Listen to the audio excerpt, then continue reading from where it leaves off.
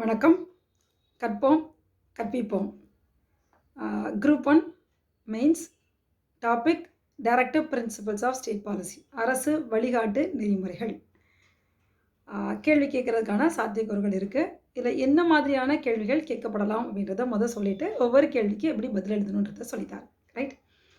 First வந்து என்ன கேள்வி கேட்கலாம் அப்படின்னா, write a short note on directive principles of state policy. அரசு வழிகாட்டு நெறிமுறைகளை பற்றி ஒரு சிறு குறிப்பு வரைக அப்படின்னு ஒரு கேள்வி கேட்கலாம். Write the classification of the directive principles of state policy. அரசு வழிகாட்டு நெறிமுறைகளை வகைப்படுத்துக அப்படின்னு ஒரு கேள்வி கேட்கலாம். Compare the directive principles of state policy with fundamental rights அப்படின்னு ஒரு கேள்வி கேட்கலாம். Then write the relationship between the directive principles of state policy and fundamental rights அப்படின்னு ஒரு கேள்வி கேட்கலாம். And then write the implementation of the directive principles of state policy அப்படின்னு வந்து ஒரு கேள்வி கேட்கலாம். Directive principles of state policy reflect the welfare nature of our government. Do you agree? அப்படின்னு ஒரு கேள்வி கேட்கலாம். Right. amended provisions of the directive principles of state policy அப்படி கூட ஒரு கேள்வி கேட்கப்படுறதுக்கு வாய்ப்புகள் இருக்குது. Right. Directive principles of state policy is not enforceable because of that it's subservient to the fundamental rights. Right your view அப்படின்னு கேட்கலாம். அரசு வழிகாட்டு நெறிமுறைகள் வந்து செயலுறுத்தக்கூடியதல்ல. அது வந்து நம்ம வந்து உச்சநீதிமன்றத்திலே உயர்நீதிமன்றத்திலே கேள்வியிட இயலாது என்பதனால் அது வந்து அடிப்படை உரிமைக்கு ஒரு கீழ்ப்படிந்து செல்லக்கூடிய ஒரு தன்மையுடையதாக இருக்கிறது காணப்படுகிறது என்பதை பற்றி உங்களது கருத்தினை எழுதுக அப்படின்னு வந்து ஒரு கேள்வி கேட்கப்படுறதுக்கு வாய்ப்புகள் இருக்குது. ஸோ இதெல்லாம் பாசிபிள் கொஸ்டின்ஸ் அப்படின்னு நம்ம எடுத்துக்கலாம். ரைட். ஸோ இப்போ ஒவ்வொன்றா உங்களுக்கு எப்படி எழுதணும், ஆன்சர் எழுதணும் அப்படின்றத நான் சொல்கிறேன். ஸோ ஃபஸ்ட்டு கேள்வி வந்து ரைட் அ ஷார்ட் நோட் அல்லது write about directive principles of state policy அப்படி ஒரு கேள்வி கேட்குறாங்க அப்படின்னா நம்ம என்ன எழுத போகிறோம், பார்ட் 4ல் இருக்குது அப்படின்னு எழுத போகிறோம். 36லேருந்து 51 வரைக்கும் ஆர்டிகல்ஸ் இதை பற்றி டீல் பண்ணுது அப்படின்னு எழுத போகிறோம். இதை பற்றி வந்து டாக்டர் பீம்ராவ் அம்பேத்கர் அவங்க வந்து இது வந்து novel feature of the Indian constitution along with fundamental ரைட்னு சொல்லியிருக்காங்க. டைரக்டிவ் பிரின்சிபல்ஸ் ஆஃப் ஸ்டேட் பாலிசியை ஃபண்டமெண்டல் ரைட்டையும் சேர்த்தா இது வந்து philosophy of the Indian constitution அப்படின்னு நம்ம சொல்கிறோம். ஆஸ்டின் அப்படின்றவங்க என்ன சொல்கிறாங்கன்னா டிபிஎஸ்பியும் ஃபண்டமெண்டல் ரைட்டை வந்து conscience of the Indian constitution அப்படின்னு வந்து சொல்கிறாங்க. Unlike fundamental rights it is not justiciable. இதை உச்ச நீதிமன்றத்திலேயோ உயர்நீதிமன்றத்திலேயோ கேள்வியாக கேட்க இயலாது என்ற போதிலும் கூட இது வந்து it's a very basic in the governance of the country. இந்த நாட்டினுடைய ஆட்சி அமைப்பு அதிகாரங்கள் செலுத்துறதுக்கு வந்து ஒரு அடிப்படையாக இது காணப்படுகிறது அப்படின்றத சொல்கிறோம். It is also one of the basic feature of the Indian constitution. இதுவும் வந்து இந்திய அரசியல் சாசனத்தினுடைய ஒரு பேசிக் ஸ்ட்ரக்சர், அடிப்படை கட்டமைப்பில் உண்டு அப்படின்னு தான் நம்ம எடுத்துக்கணும். அதை எழுதுகிறோம். And then instrument of instructions 1935 இருந்ததை கொஞ்சம் மாடிஃபை பண்ணி இதில் வந்திருக்கு. இன்ஸ்ட்ருமெண்ட் ஆஃப் இன்ஸ்ட்ரக்ஷன் வந்து உங்களுக்கு வந்து லெஜிஸ்லேச்சருக்கும் எக்ஸிக்யூட்டிவ்ஸ்க்கும் கொடுத்த டைரக்ஷனாக இது வந்து எதிர்கால அரசாங்கத்துக்கு கொடுத்த ஒரு டைரக்ஷனாக இருக்குது. ஃபண்டமெண்டல் ரைட் வந்து பொலிட்டிக்கல் ரைட்டை பற்றி பேசிச்சுன்னா இது வந்து சோஷியல் அண்ட் எக்கனாமிக் ரைட்டை பற்றி பேசுது. இது வந்து வெல்ஃபேர் கான்செப்டை கொடுக்குறதுக்காக இது பேசுது அப்படின்றத நீங்கள் எழுதிட்டு தென் இது வந்து Gandhian, socialistic and western liberal principles அப்படின்னு வந்து இது பிரிக்கப்பட்டிருக்கு. இது ரெண்டு நிறைய வகைகள் இப்போ இம்ப்ளிமெண்ட் பண்ணப்பட்டிருக்கு அப்படின்னு ஒரு ஷார்ட்டாக நீங்கள் எழுதி முடிச்சிடலாம். ரைட். ஸோ 10 மார்க்கோ 15 மார்க்கோ இந்த டீட்டெயில்ஸ் எழுதுனீங்கன்னா it is more then enough, போதுமானதாக இருக்கும். அதுக்கப்புறம் கம்பேர் பண்ணுறது ஃபண்டமெண்டல் ரைட்டையும் டிபிஎஸ்பியும் நான் கொடுத்துட்டேன். Write the relationship between the fundamental right and directive principles of state policy அப்படின்னு ஒரு கேள்வி கேட்குறாங்க. இரண்டுக்கிடையான உறவினை பற்றி விளக்குங்க அப்படின்னு வந்து ஒரு கேள்வி கேட்டாங்கன்னா நம்ம என்ன பண்ணணும் அப்படின்னா ரெண்டையும் பற்றி ஒரு சின்ன ஜஸ்ட் கொடுத்துருங்க. அது பார்ட் 3, இது பார்ட் 4 இதெல்லாம் கொடுத்துட்டு enforceable, it is not enforceable, ஜஸ்டிசியபிள், not ஜஸ்டிசியபிள் அதை வந்து ஒரு சின்ன பேராவில் கொடுத்துட்டு நம்ம அடுத்து என்ன எழுத போகிறோம் அப்படின்னா இந்த மாதிரி செண்பகம் துரைராஜன் கேஸில் வந்து 1952 இது வந்து வருது. அப்போ வந்து கோர்ட் என்ன சொல்லுது அப்படின்னா இது வந்து டிபிஎஸ்பி வந்து அதனுடைய ஒரு சப்சிடரியாக தான் இதை வந்து சொல்லுது அப்படின்னு வந்து சொல்லிட்டு ஃபண்டமெண்டல் ரைட்டை வந்து அமெண்ட் பண்ண முடியும். அதே நேரத்தில் ஃபண்டமெண்டல் ரைட்டுக்கும் டிபிஎஸ்பிக்கும் கிளாஷஸ் வந்ததுன்னா ஃபண்டமெண்டல் ரைட் தான் ப்ரிவைல் ஆகும் அப்படின்னு வந்து சொல்லிடுச்சு அப்படின்னு நம்ம சொல்கிறோம்.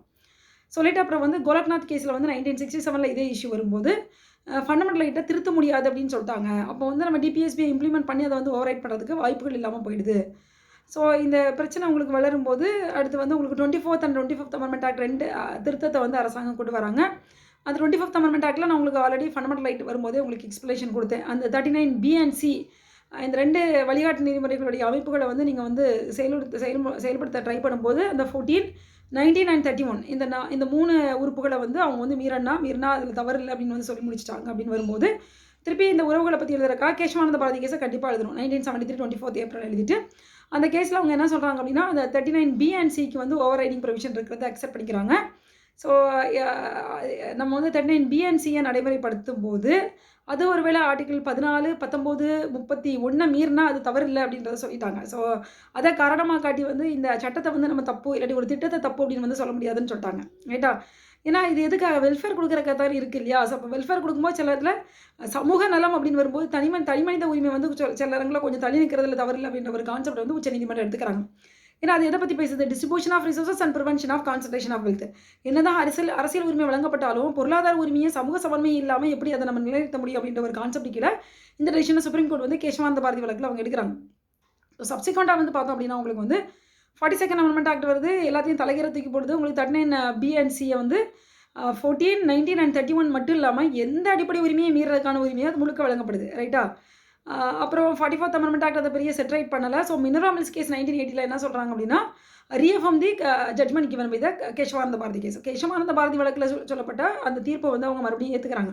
அப்படின்னா என்ன அர்த்தம் அப்படின்னா, 39 பி அண்ட் சியை நடைமுறைப்படுத்தும்போது, அது ஒரு வேளை ஆர்டிகிள் 14, 19, 31 மீறினாலும், ஆனா இது இப்போ வந்து என்னன்னு கேட்டீங்கன்னா, ஆல்ரெடி அந்த 19ல எஃப் காணாம போயிடும். 44th அமெண்ட்மென்ட் ஆக்ட் அத வந்து நீக்கிடும் இல்லையா? 31ம் நீக்கிருவாங்க.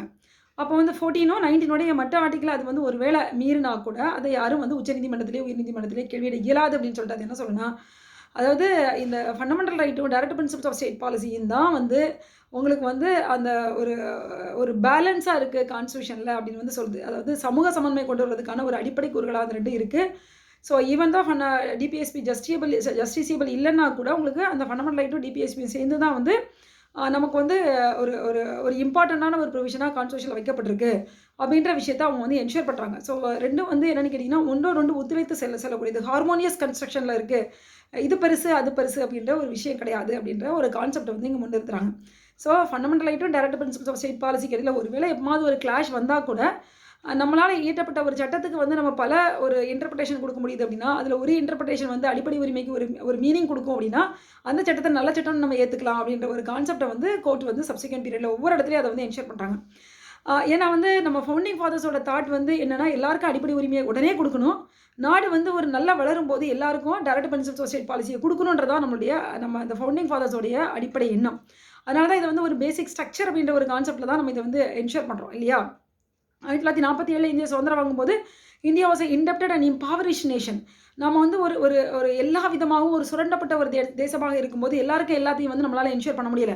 அப்ப எல்லாருக்கும் அப்போ வந்து எதெல்லாம் கட்டாயமா சாத்தியமோ, அதெல்லாம் அப்ப கட்டாயமா குடுத்துட்டு, எதெல்லாம் எதிர்காலத்தில சாத்தியப்படுமோ, அப்பலாம் அத குடுக்கணுன்ற கான்செப்ட்ல கொண்டு வரும்போது, இந்த 2க்கும் கிளாஷ் அப்படின்னு சொல்லிட்டு நம்ம எப்படி வந்து டிபிஎஸ்பி இம்ப்ளிமெண்ட் பண்ணாம இருக்க முடியும் இல்லையா? அதனால வந்து எப்பல்லாம் சாத்தியமோ, அப்பல்லாம் வந்து நம்ம வந்து டிபிஎஸ்பி இம்ப்ளிமெண்ட் பண்றது நம்மளுடைய கடமை. 2 வந்து ஒன்றோடு ஒன்று ஒத்துழைப்பு செல்லக்கூடியதாகவும், 2 வந்து ஒரு டெமோக்ரஸியோடைய ஒரு ஒரு ஒரு பேலன்ஸ மெயின்டெயின் பண்ணக்கூடியதாகவும் இருக்கு அப்படின்றது தான் நமக்கு அட் லாஸ்ட்டா நம்ம எடுத்துக்க வேண்டியது. இதான் வந்து relationship between the fundamental right and DPSP அப்படின்றத நீங்க எழுதுனீங்கன்னா கரெக்ட்டா. சின்ன இன்ட்ரோடக்ஷன் குடுங்க. And then Shenbagam Durairajan case எழுதுங்க, கோலக்நாத் கேஸ் எழுதுங்க, 25th அமெண்ட்மென்ட் ஆக்ட் எழுதுங்க, கேசவானந்த பாரதி வழக்கு எழுதுங்க, தென் 42nd 44th அமெண்ட்மென்ட் ஆக்ட் எழுதுங்க. லாஸ்ட்ல மினோவா மில்ஸ் கேஸ் எழுதி என்ன பண்ணிடுங்க, சுபமா ஒரு ஆன்சர குடுத்துருங்க. கண்டிப்பா முழுமையான மதிப்பெண்கள் உங்களால இந்த கேள்வியில எடுக்க முடியும். ரைட்? ஸோ அதுக்கப்புறம் என்ன கேள்வி கேட்கலாம் அப்படின்னா, உங்களுக்கு சொன்னேன் இல்லையா, அந்த சப்சர்வியன்ட் அப்படின்றது. So it is not enforceable அப்படின்றதுனால, இது வந்து ஃபண்டமெண்டல் ரைட்டுக்கு சப்சர்வியன்ட்டா இருக்கா அப்படின்னு கேட்டாங்கன்னா, இந்த கேஸ் லாஸே நீங்க கொஞ்சம் லைட்டா இன்ட்ரோடக்ஷன் குடுத்துட்டு அப்படி நம்ம சொல்ல முடியாது. ஏன்னா, நம்ம வந்து implementation of the fundamental right எவ்வளோ பண்ணியிருக்கோம் இல்லையா? அதெல்லாம் சொன்னீங்க அப்படின்னா சொல்றேன் நான் உங்களுக்கு சப்சிக்வென்ட்டா. அதெல்லாம் சொன்னீங்கன்னா, அதுக்கு அந்த கேள்வி முடிஞ்சு போயிடும். Even though it is not enforceable அப்படின்னா கூட, as long as these political parties are depending on the vote bank of the people definitely they will implement அப்படின்னு வந்து டாக்டர் பீம்ராவ் அம்பேத்கர் அவங்ககிட்ட வந்து ஒரு கேள்விய வந்து பாராளுமன்றத்தில அந்த கான்ஸ்டிடியூஷன் அசெம்பிளில எழுப்பும்போது அவங்க தெளிவா சொல்லுவாங்க. இந்த மாரி அடிப்படை உரிமைக்கு வந்து 32 அப்படின்ற ஒரு கான்செப்ட் இருக்கு. ஸோ உச்சநீதிமன்றத்திலே, உயர்நீதிமன்றத்திலே கேள்வி எழுப்ப இயலும். அதனால கண்டிப்பா வந்து அரசுகள் வந்து செயல்படுத்துவாங்க. ஆனா வந்து டிபிஎஸ்பிக்கு அப்படி இல்ல. அப்படின்னா எப்படி செயல்படுத்துவாங்க அப்படின்னு கேட்கும்போது, டாக்டர் பீம்ராவ் அம்பேத்கர் அவங்க குடுத்த பதில் இதுதான். எவ்வளவு காலங்கள் வந்து மக்கள் வந்து இந்த எவ்வளவு காலங்கள் அரசுகள் வந்து மக்களுடைய வாக்கு வங்கிய சார்ந்து இருக்கிறாங்களோ, அப்போ அதுவரைக்கும் கண்டிப்பா அவங்க வந்து இத செயல்படுத்துவாங்க அப்படின்னு சொல்லுவாங்க. ஸோ இது வந்து உங்களுக்கு even though it is not enforceable அப்படின்னா கூட இன்னைக்கு வரைக்கும் அது பெரும்பான்மையான வகைகள் வந்து இன்னைக்கு வந்து நடைமுறைக்கு கொண்டு வரப்பட்டிருக்கு அப்படின்றது தான் உண்மை. ஸோ அரசியல் கட்சிகள் வந்து ஒவ்வொருத்தரையும் அவங்களுடைய தேர்தல சந்திக்கும்போது, அவங்க வந்து அவங்களுடைய எலக்ட்ரல் அஜெண்டால வந்து பார்த்தீங்கன்னா, டிபிஎஸ்பில சொல்லப்பட்ட விஷயங்கள் மட்டும் தான் அவங்க சொல்லியிருப்பாங்க. ஏன்னா, அதெல்லாம் தானே நம்ம ஃபவுண்டிங் ஃபாதர்ஸ் வந்து எதிர்கால மக்களுக்கு வந்து குடுக்கணும்னு ஆசைப்பட்ட விஷயங்கள் இல்லையா? ஸோ அத பத்தி சொல்லியிருப்பாங்க. அதே மாரி அதுலேருந்து அவங்க எதெல்லாம் செயல்படுத்துனாங்க ஏற்கனவே அப்படின்ற விஷயத்த பத்தி தான் சொல்லுவாங்க. ஸோ வந்து even though it is not enforceable அப்படின்னா கூட டில் இட் இஸ் இம்ப்ளிமெண்டட். இன்னைக்கு வரைக்கும் அது நெறைய விஷயங்கள் அதில வந்து இம்ப்ளிமெண்ட் பண்ணப்பட்டிருக்கு அப்படின்றது தான் உண்மை அப்படின்றது வந்து ஒரு ஆன்சர் குடுத்தீங்கன்னா, அதில உங்களுக்கு சரியா இருக்கும் அப்படின்னு நான் நெனைக்கிறேன். ரைட். ஸோ அடுத்த ஒரு கேள்வி உங்களுக்கு என்ன கேட்கலாம்னா, classification of the fundamental right அப்படின்றத பத்தி கேட்கலாம். ஸோ அதில வந்து தனியா காந்தியன் பிரின்சிபல் பத்தி எழுதுங்க, சோஷியலிஸ்டிக் பிரின்சிபல் பத்தி எழுதுங்க, இல்ல வெஸ்டர்ன் லிபரல் பிரின்சிபல் பத்தி எழுதுங்க அப்படின்னு வந்து தனித்தனியா கூட ஒரு கேள்வியா கேட்கலாம். இல்லாட்டி ஒட்டுமொத்தமாவும் ஒரு கேள்வியா கேட்கப்படுறதுக்கு வாய்ப்புகள் இருக்கு. ரைட்டுங்களா? ஸோ அதில வந்து பார்த்தீங்கன்னா, உங்களுக்கு வந்து சோஷியலிஸ்டிக் பிரின்சிபல் அப்படின்னா, அந்த சோஷியலிஸ்டிக் பிரின்சிபல் பத்தி இன்னொரு கேள்வி கூட கேட்கறதுக்கு வாய்ப்புகள் இருக்கு. இந்தியன் சோஷியலிசம் அப்படின்றது வந்து it's a welfare socialism, right? It's a Gandhian socialism. Do you அக்ரின்னு கேட்டா, yes we agree. We can agree. So இந்தியாவுடைய சமூக சமன்மை இல்லாட்டி சமத்துவம் அப்படின்றது, இல்லாட்டி சோஷியலிசம் அப்படின்றது வந்து நம்மளுடைய ஹிஸ்டாரிக்கல் பேக்ரவுண்ட், நம்மளுடைய ஜியோகிராஃபிக்கல் பேக்ரவுண்ட், நம்ம ஊர்ல இருக்க அந்த டைவர்சிட்டி, பலவிதமான அந்த டைவர்சிட்டி, நம்ம ஊர்ல இருக்க அந்த ஏற்றத்தாழ்வுகள், 1947ல நம்ம நம்ம நம்ம நம்ம நம்ம சந்திச்ச நிறைய பிரச்சனைகள், இம்பவரிஷ்ட் அண்ட் இன்டப்டட்னஸ் வித் இல்லிட்ரசி, இதெல்லாம் அடிப்படையாக கொண்டு தான் நம்மளுடைய ஒவ்வொரு ஃபவுண்டிங் ஃபாதர்ஸும் நம்மளுடைய ஒவ்வொரு ஆர்டிகளையும் அவங்க செதுக்கி செதுக்கி கொண்டு வந்திருப்பாங்க. ரைட்டா? ஸோ அப்போ வந்து we provide equal opportunity to everyone. எல்லாருக்கும் சமமையான வாய்ப்புகள் வழங்குறோம். அந்த வாய்ப்புகளுக்கு கூட சமன்மையா பட்ட முடியாத நிலைமையில இருக்கிறவங்களுக்கு ஒரு ஸ்பெஷல் மெஷர்ஸ், அதாவது அவங்களுக்கு முன்னுரிமை குடுத்து, அவங்கள வந்து நம்ம வந்து முன்னுரிமை குடுத்து அவங்கள முன்னுக்கு கொண்டு வர்றதுக்கு ட்ரை பண்றோம். ஸோ இதான் வந்து சிலர் வந்து ஐவர் ஜென்னிங்ஸ் கூட இது ஃபேபியன் சோஷியலிசம் அப்படின்னு வந்து சொல்லியிருப்பாங்க. அப்போ வந்து நம்மளுடைய கான்செப்ட் வந்து என்ன அப்படின்னா, உங்களுக்கு வந்து ப்ரொவைடிங் ஈக்குவல் ஆப்பர்ச்சுனிட்டி அப்படின்றது தான் நம்மளுடைய கோர் கான்செப்ட். சரிங்களா? So by providing equal opportunity all, we try to establish the equality, social and economic equality. So அதுதான் நம்மளுடைய வெல்ஃபேர் அப்படின்ற ஒரு கான்செப்ட்ல நம்ம வந்து எடுத்துட்டு வரோம். So Indian socialism is little bit differ from the socialism that is practised in other country. இங்கே வந்து எல்லாருக்கும் சமன்மையான வாய்ப்பு வழங்குறோம். அந்த சமன்மையான வாய்ப்பை தங்க தகுதிகளுக்கு தக்க அவங்க வந்து பிடிச்சிக்கிட்டு எவ்வளோ தூரம் வளர்றாங்களோ அவ்வளோ தூரம் வளர்றாங்க. இந்த சமன்மையான வாய்ப்புகளையும் நேர நின்று யாரெல்லாம் பயன்படுத்த முடியலையோ, டியூ டு ஹிஸ்டாரிக்கல் இன்ஜஸ்டிஸ், அவங்களுக்குலாம் நம்ம வந்து ஒரு சிறப்பு சலுகைகள் வழங்கி அவங்கள எல்லாரோடைய சேர்ந்து ஓடுறதுக்கான முயற்சிகளை நம்ம வந்து எடுக்கிறோம். இதான் வந்து இந்தியாவுடைய சோஷியலிசம் அப்படின்ற ஒரு கான்செப்ட்ல சுட்டப்பட்டிருக்கு அப்படின்றத நீங்கள் வந்து சொல்லணும். It is a welfare socialism. ஆமாம், சோஷியலிசம்ன்றது என்ன உங்களுக்கு வந்து, ஸோ டிபிஎஸ்பி அப்படின்றது என்ன, it is to provide welfare. So Gandhian socialism அப்படின்றது என்ன உங்களுக்கு, it is to provide welfare to the people. So டிபிஎஸ்பின்றதே உங்களுக்கு வந்து ப்ரொவைடிங் வெல்ஃபேர் தான். ஸோ காந்தியன் பிரின்சிபல்னு கேட்டால் கூட, காந்தியன் சோஷியலிசம் அப்படின்னு கேட்டால் கூட, நீங்கள் இதை சுற்றி மாற்றி போட்டு நீங்கள் எழுதுனீங்கன்னா ஒரு பக்கமான ஆன்சர் ரெடி ஆகிடும். ரைட்? பட் எக்ஸ்பிளிசிட்டாக சோஷியலிஸ்டிக் ப்ரொவிஷன்ஸ் அப்படின்னு வந்து பார்த்தீங்க அப்படின்னா, உங்களுக்கு article 38, 39, then 40, 41, 42, 43 and 43A and 47, இதெல்லாம் வந்து பக்காவாக சோஷியலிஸ்டிக் பிரின்சிபல் அப்படின்றத வந்து எக்ஸ்பிளிசிட்டாக சொல்கிற விஷயங்கள். ரைட்? சும்மா 1-2 லைன் சொல்கிறேன். ஒருவேளை உங்களுக்கு எல்லாருமே கண்டிப்பாக புத்தகங்கள் வச்சிருப்பீங்க கையில். ஆனாலும் ஒவ்வொரு வார்த்தைகள் சொல்லிட்டு நான் இதை கடந்து போகிறேன். ரைட்? ஸோ பேசிக் ஃபேக்ட், இது நீங்கள் எந்த புத்தகத்தை பார்த்தாலும் உங்களுக்கு தேடி எடுக்கக்கூடிய விஷயங்கள். ரைட்? ஸோ ஆர்டிகல் 38 பொறுத்தவரை உங்களுக்கு என்ன சொல்லுவாங்க அப்படின்னா, உங்களுக்கு வந்து promote the welfare of the people by securing the social order. சமூக ஒழுங்கமைவை, சோஷியல் ஆர்டர் தமிழாக்கம் பண்ணிக்கோங்க பண்ணுறது மூலமாக அந்த சோஷியல் ஆர்டர் கூட சோஷியோ எக்கனாமிக் பொலிட்டிக்கல் ஜஸ்டிஸுக்கு தேவைப்படுற சோஷியல் ஆர்டர் அப்படின்னு சொல்கிறாங்க. சோஷியோ எக்கனாமிக் அண்ட் பொலிட்டிக்கல் ஜஸ்டிஸை மெயின்டைன் பண்ணக்கூடிய அளவுக்கு தேவையான சோஷியல் ஆர்டர் மூலமாக நம்ம வந்து மக்களுக்கு வந்து நலத்தை கொடுக்குறோன்னு ட்ரை பண்ணுறோம் அப்படின்னா, and reduce the inequalities in income, opportunities, status and one more thing, then status, facilities. So இதில் இருக்க அந்த இன்இக்வாலிட்டிஸை வந்து குறைக்கிறதுக்கு நம்ம ட்ரை பண்ணுறது தான் ஆர்டிகல் 38 பேசும். 39ல் வந்து ABCDEF அப்படின்னு இருக்கு. எஃப் வந்து 42nd அமெண்ட்மெண்ட் ஆக்டில் கொண்டு வந்தது. 39B and C பற்றி உங்களுக்கு ஏற்கனவே சொல்லிங்க இல்லையா, distribution of resources, prevention of concentration of the wealth, BNC.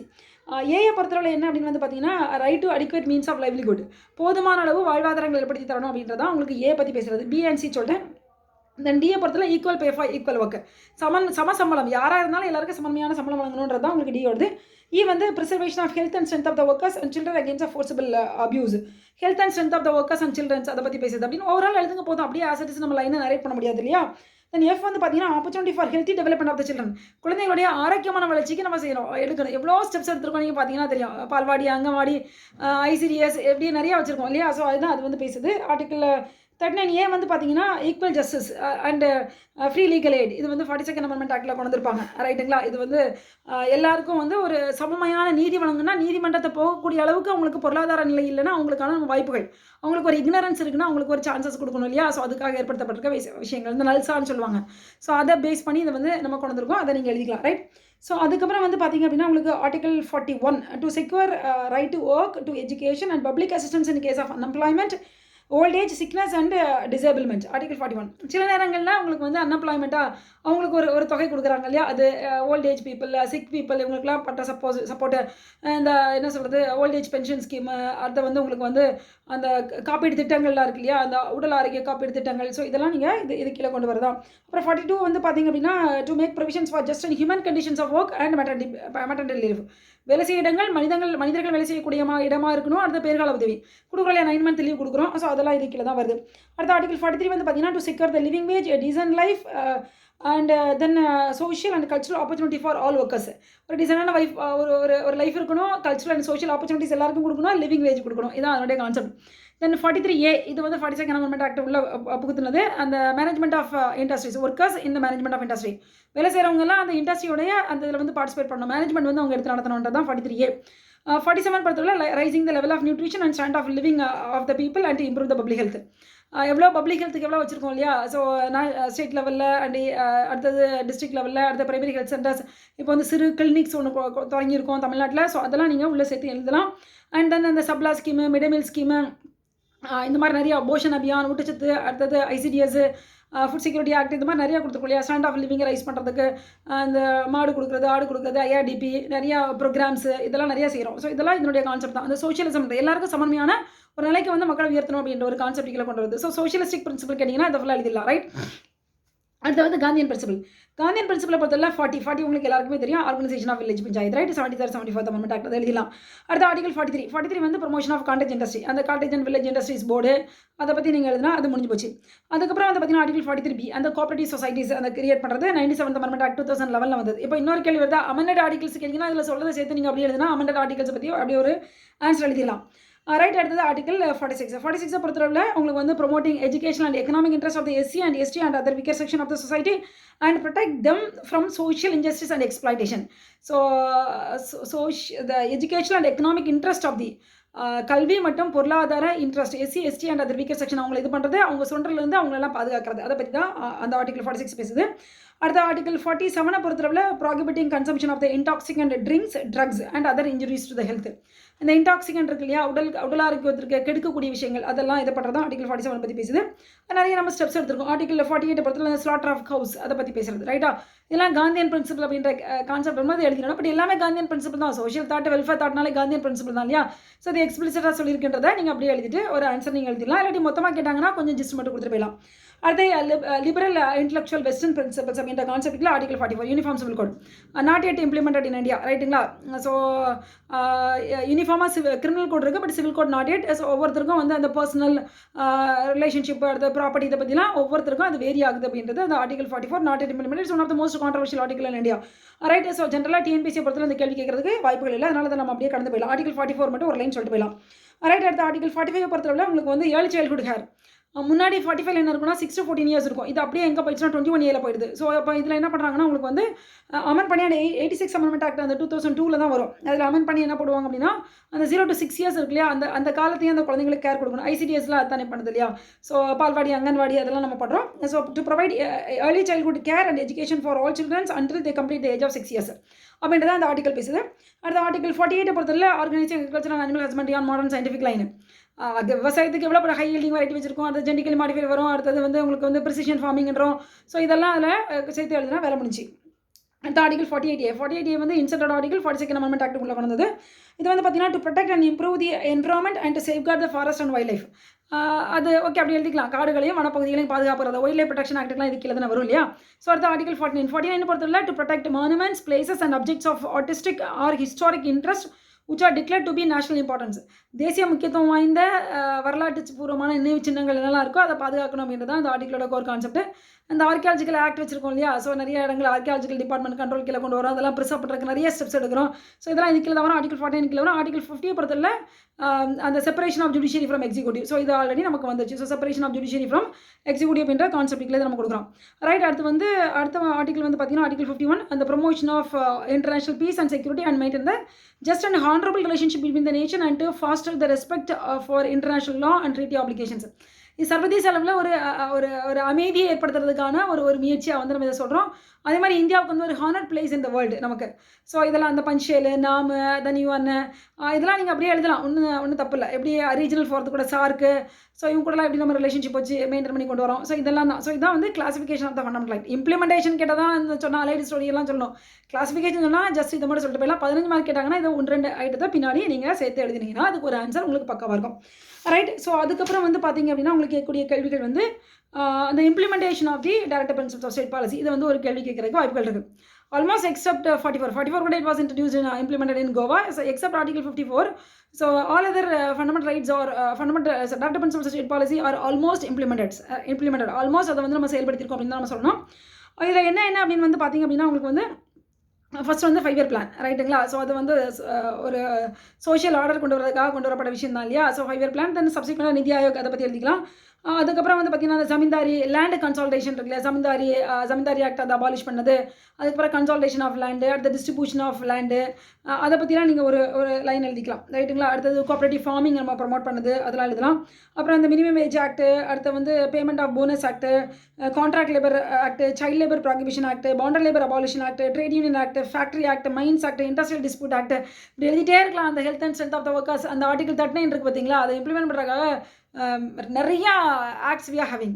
அவங்களுக்கு எதெல்லாம் ஞாபகத்துக்கு வருதோ அதெல்லாம் எழுதுங்க, போதுமானது. எல்லாத்தையும் எழுத முடியாது. அது மாதிரி child labour prohibitions and regulation act, அவங்களுக்கு சைல்ட் லேபரில் சொன்னதை இங்கே சேர்த்து எழுதிக்கலாம். அடுத்த உமனில் சொன்ன சில ஆக்டுகளை இது எழுதிக்கலாம். ஈக்குவல் ரெமுனரேஷன் ஆக்ட் எழுதலாம். ஸோ இப்படி நிறைய விஷயங்கள் உங்களுக்கு கொண்டு வரப்பட்டிருக்கு. Then maternity benefit act 1961, equal remuneration act 1976 அதை நீங்கள் எழுதலாம். அண்ட் தென் வந்து பார்த்தீங்க அப்படின்னா அந்த அபாலிஷன் ஆஃப் பிரைவி பர்ஸ் 1971, அந்த மன்னர் மானியம் ஒழித்தது எழுதலாம். நேஷனலைசேஷன் ஆஃப் பேங்க்ஸ் பற்றி எழுதலாம் 1969 எழுதலாம். ஸோ இதெல்லாம் சமன்மை கொண்டு வரதுக்கு தானே. அடுத்த லீகல் சர்வீசஸ் அத்தாரிட்டி ஆக்ட் 1987, அது வந்து ஃப்ரீ லீகல் எய்டு கொடுக்குறதுக்காக கொண்டு வந்தது. And khadi and village industries commission, small scale industries board, national small industries corporations, handloom board, handicrafts, quire board, silk board, எது ஞாபகம் வருதோ அது 2 பாயிண்ட் அதிகப்படியாக 15 மார்க் எழுத போகிறோம் இல்லையா, 2.5 பக்கம் எழுத போகிறோம். எது ஞாபகம் வருதோ அதை மட்டும் எழுதிக்கோங்க, போதும், இட் இஸ் எனஃப். அடுத்தது community development programme, hill area development programme, டாட் prone area programme, minimum needs programme, food security act, NREGA, Sabla, Poshan Abhiyan, என்னென்ன தோணுதோ அதெல்லாம் எழுதுங்க. Jawaharlal Nehru Yojana, Nehru Rozgar Yojana, then Valmiki Ambedkar Awas Yojana, rural livelihood mission, urban livelihood missions, rural health mission, urban health mission, இப்படி என்னென்ன programmes உங்கள் ஞாபகத்தில் வருதோ அதெல்லாம் எழுதுங்க. எல்லாமே doctor principles of state policy கண்ணை மூடிட்டு எழுதலாம், கண்டிப்பாக மார்க் வரும் ரைட்டா. ஸோ அதுக்கப்புறம் வந்து பார்த்திங்கன்னா அந்த high quality seeds, certified seeds, and அந்த நம்ம இதெல்லாம் பாதுகாக்கிறதுக்காக என்விரான்மெண்ட்டில் சில ப்ரொவிஷன்ஸ் வச்சுருக்கோம் இல்லையா, அந்த conservation act, biodiversity conservation act, biodiversity authority, நம்ம வளங்கள்லாம் சுரண்டாமல் இருக்கிறதுக்கு எல்லாருக்கும் அந்த வளங்கள் கொடுத்தவங்களுக்கு ஷேர் கொடுக்குறது, அதெல்லாம் கூட எழுதலாம், தப்பே இல்லை. அடுத்த பஞ்சாயத்து ராஜ், நகர்பாலிகா, அதை இம்ப்ளிமெண்டேஷனு, தென் அந்த ப்ரிவென்ஷன் ஆஃப் அட்ராசிட்டிஸ் ஆக்ட் அதை பற்றி எழுதலாம். And then national commissions for SC ST backward classes அதெல்லாமே உங்களுக்கு கான்ஸ்டியூஷனல் ஸ்டேட்டஸ் கொடுத்தாச்சு, அதை பற்றி எழுதலாம். தென் சிஆர்பிசி கொண்டு வந்ததை பற்றி எழுதலாம். Then historical monuments and archaeological sites and remains act 1951 எழுதலாம். அதுக்கப்புறம் நிறைய ஹெல்த் ப்ரொவிஷன்ஸ் வச்சுருக்கோம் இல்லையா, வெக்டர் போன் டிசீஸ்க்கு வச்சுருக்கோம். இப்போ கோவிடுக்கு எவ்வளோ மெஷர்ஸ் கவர்மெண்ட் எடுத்தாங்க, இப்போ வேக்சின்ஸை வந்து ஃப்ரீயாகவே கொடுக்குறாங்க, இதை எழுதலாம். இது எல்லாமே உங்களுக்கு இது கீழே தான் வரும் ரைட்டுங்களா. ஸோ இந்த மாதிரி it's almost all parts of the DPSP are implemented already without having any legal backup right. So Ambedkar என்ன சொன்னாங்களோ அதுதான் நடந்தது. இல்லைனா கூட உங்களுக்கு வந்து 32 இல்லைனா கூட கண்டிப்பாக இந்த அரசியல் கட்சிகள் வந்து எல்லாத்தையும் இம்ப்ளிமெண்ட் பண்ணுவாங்க அப்படின்னு சொன்ன மாதிரி ஆல்மோஸ்ட் நம்ம ப்ரோக்ராம்ஸ் நலத்திட்டங்கள் எல்லாமே வந்து பார்த்தீங்கன்னா டிபிஎஸ்பியோட இன்னொரு சாயல் அப்படின்னு தான் நம்ம எழுத முடியும். ஸோ எல்லாமே நல்லா அருமையாக இம்ப்ளிமெண்ட் பண்ணியிருக்காங்க அப்படின்றத நீங்கள் எழுதுனீங்கன்னா ஒரு ஆர்டிகளுக்கு பக்காவாக ஆன்சர் ரெடி ஆகிடும். ஸோ அதிகப்படியாக இவ்வளோ தான் உங்களுக்கு டைரக்ட் பிரின்சிபல்ஸ் ஆஃப் ஸ்டேட் பாலிசியில் கேள்வி கேட்க முடியும் அப்படின்னு நான் நம்புகிறேன். ஸோ இந்த கேள்விகளை திருப்பி ஒருக்கா கேளுங்க, திருப்பி ஒருக்கா எழுதி பாருங்கள்.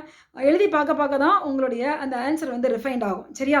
ஸோ எல்லாரும் இந்த கேள்விக்கு நல்லா பதில் எழுதுவீங்க அப்படின்ற நம்பிக்கை எனக்கு இருக்குது. ஸோ அடுத்த கற்போம் கற்பிப்போம் நிகழ்ச்சியில் மீண்டும் ஒரு முறை சந்திக்கலாம்.